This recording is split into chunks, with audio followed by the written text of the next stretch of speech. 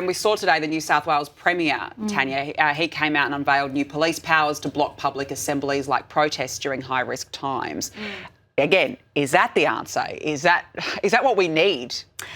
Yeah, look, I think I'm in two minds about this, and I'll wait to see the legislation when it's presented next week.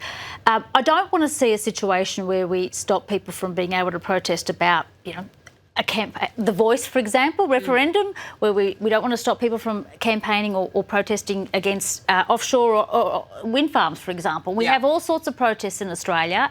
What we need to be focused on is the ones that focus on inciting hatred. Yeah. It's how do we protect people from those type of protests. And also what I would like the Premier and indeed the Prime Minister to focus on is their own colleagues who actually tune up to some of these protests. Yeah. That's the real issue, is they stand side by side with preachers of hate. They're normalising radical Islam. They're standing with people that they have no idea what their real ideology is or what they actually stand for, and they're being photographed with these people. That's what the problem we have in Australia. It's not the protest itself. It's the fact that members of the government have normalised this and support people within these protests that have very extreme and radical views. Exactly. And you know what? The Prime Minister needs to come out and say it out loud and stop dancing around the topic, and the AFP Commissioner as well. That's very disappointing from the AFP Commissioner. I think that she had a responsibility, and she's talking about that. I'm not going to mince my words. Well, she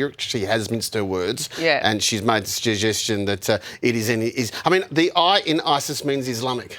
Exactly. So I don't know how anybody can suggest that this is not faith-based. But the concern about protests for me is that it's okay to protest. I don't care you protest. No. I might get in my way when I'm doing afternoon shopping. I don't care. But if you incite violence, and we've got to a situation where if I went outside and yelled out that we should be shooting Eskimos, I'd get arrested. Yeah. But if I'm an Islamic cleric and I call for the death of Jews at a rally, well, then apparently that's just part of the religious practice. And we have, and when the courts interpret this sort of law so inconsequentially and inconsistently. Well, the Court of Law did make a judgment on this in Wissam Haddad, a couple of months ago, and they said that his preaching was indeed. So there was a case that once we've had a Court of Law say that.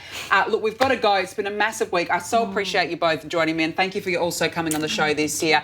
Tania and David, thank you very much, and I hope you both have a nice Christmas as well.